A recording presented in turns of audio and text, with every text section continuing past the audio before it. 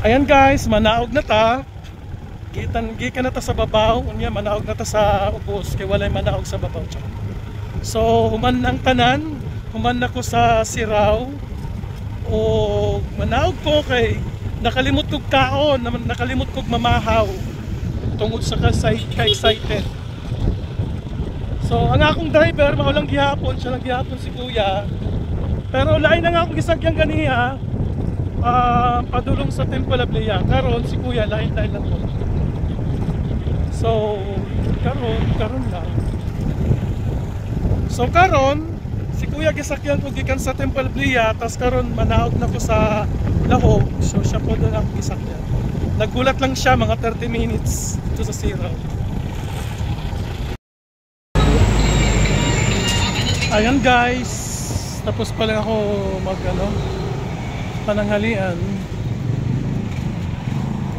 By the way, highway, I recommend you once na pupunta kayo dito sa Cebu para mas enjoyable ang inyong stay. Dito kayo sa Lahog mag-lodge. Siyempre kung mayaman kayo, kayo bahala kung saan kayo. Basta ang aking recommendation dito sa Lahog. Kasi malapit sa Taps, malapit sa sa mga bundok-bundok na yun. Marami kasing mga galaan dun guys. And anyway, nandito lang naman din to sa downtown area. So madaling sumakay papuntang SM. At din SM, pwede ka nang sumakay para sa kawit muna tayo sa Seaside City. Actually malapit lang dito ang aking lodging house. Malapit lang. Ang dati kong boarding house guys, yung nag-aaral ako dito, it was somewhere here. Pero parang na yata, na-demolish yung bahay. So, parang nandyan lang yan dyan guys, somewhere over there. Yan ang aking boarding house, lodging house, nandun lang. Mura. And then bongga. And malapit lang din dito ang IT Park. IT Park and then Ayala Center. IT Park daw.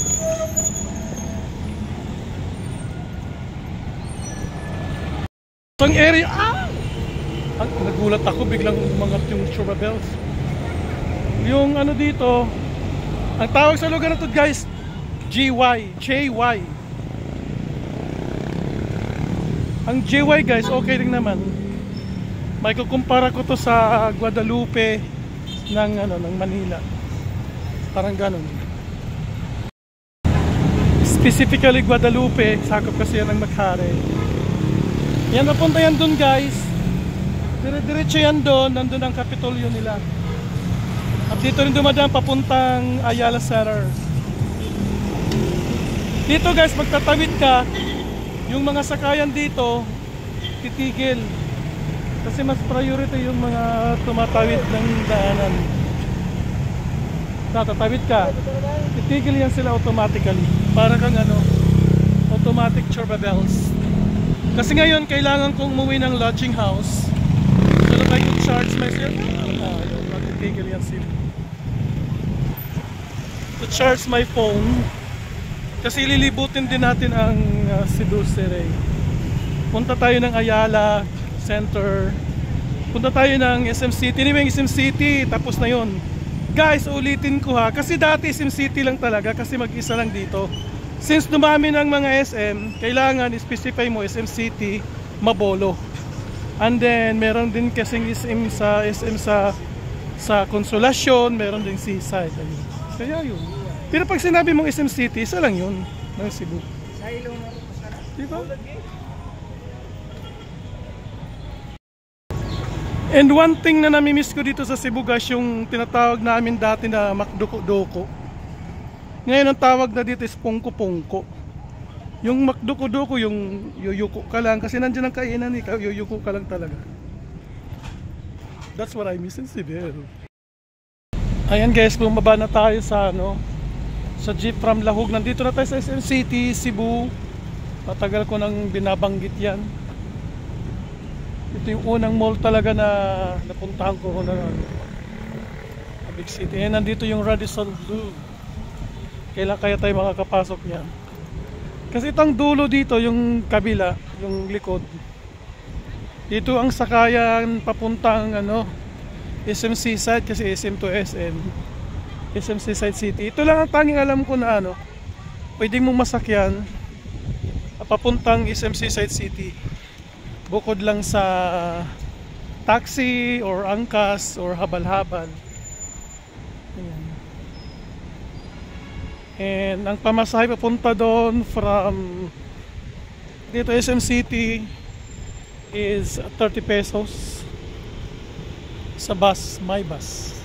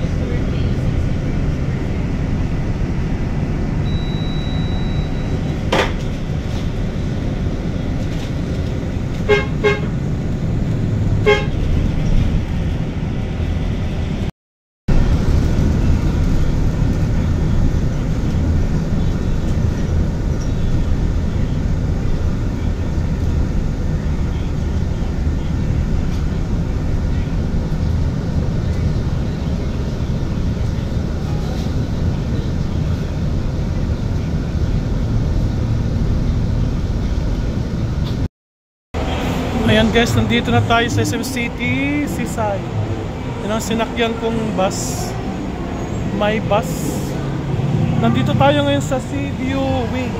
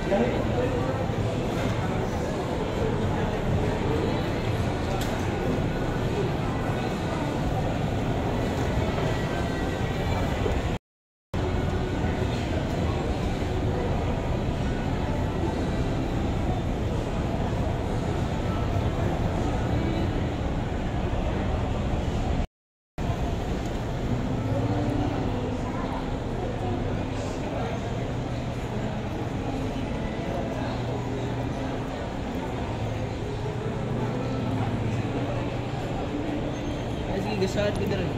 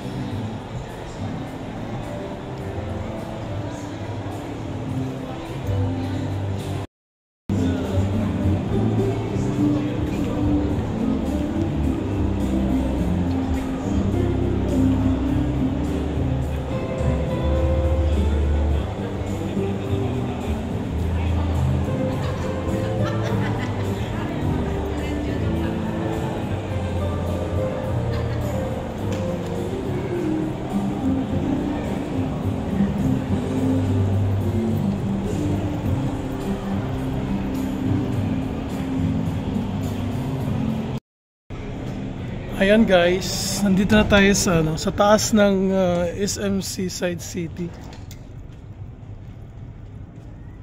Ang nakaganda dito guys sa SM na to is makikita mo yung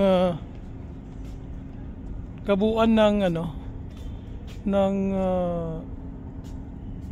downtown ng Cebu.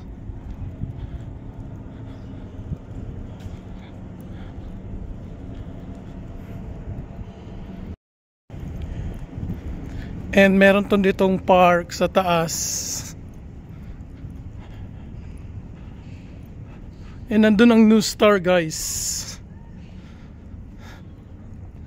Di pa tayo nakapunta dyan dahil wala tayong budget para dyan sa New Star na yan. Kasi ang sabi nila, yan dyan, may 5-star hotel, may 7-star. Yun ang kinaganda dito guys, ayan tingnan nyo. You could see Cebu City from the top of this building. Tadaan! Parang mali yata napasukan ko. Wait. Ayan guys, kung gusto niyo palang makita yung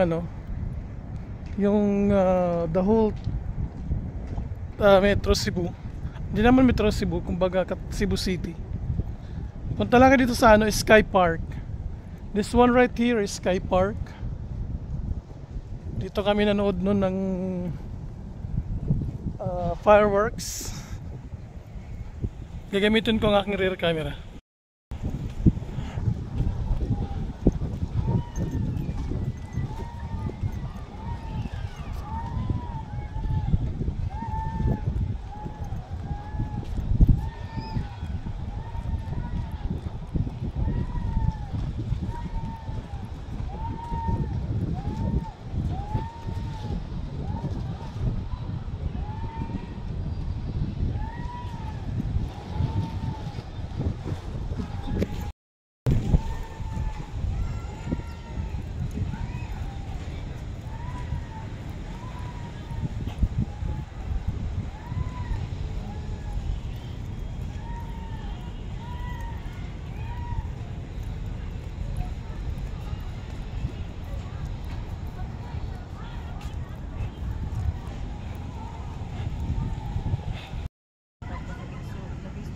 Ang mama day.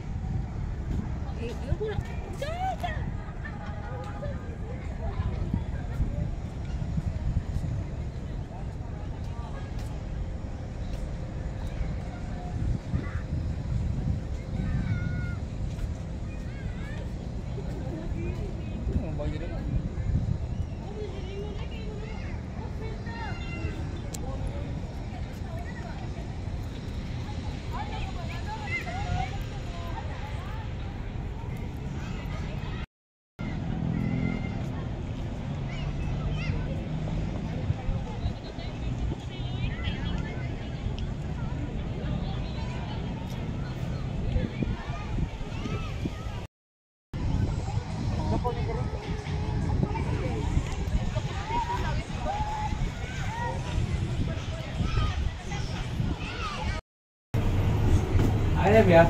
Ano sige siya? Karga kita. Tao din. Dapat din yun.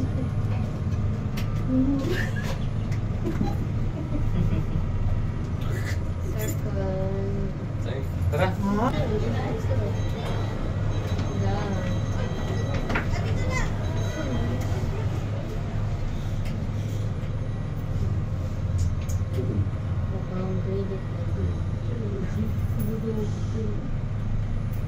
Bawang silikon, iPhone Pro 16.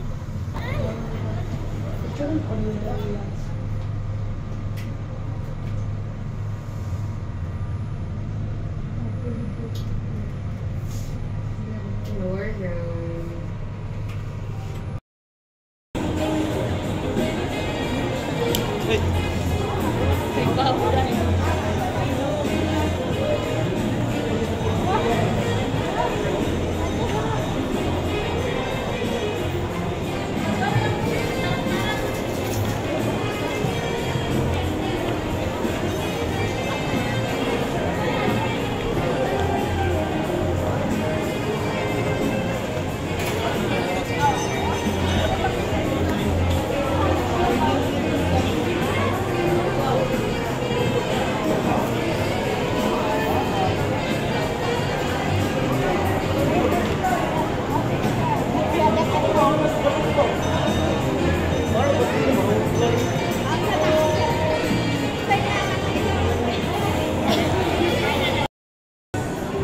Ayan, since tapos na natin ma-video or ma-vlog ang SM Seaside City,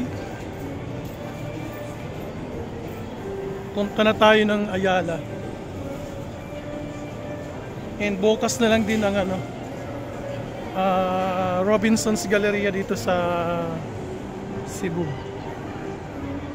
Pero kung may time tayo, punta tayo ng Country Mall. Gaisano Country Mall. Hindi ko alam kung Banilad ba yun or whatsoever. At tagal ko lang din nakapunta doon, guys. 1990s pa ako nakapunta doon. Since nagbukas ng ibang mga malalaking mall dito sa Cebu, ito na ang mga napupuntahan ko. SM Seaside City, SM City, Ayala, ganun. And then Robinson's Galleria. So next stop natin is Ayala Center, ang pinakabonggang mall din dito sa Cebu. Pero ang pinakamalaking mall dito is syempre SM Seaside City. Isa rin sa pinakamalaking mall dito sa Pilipinas.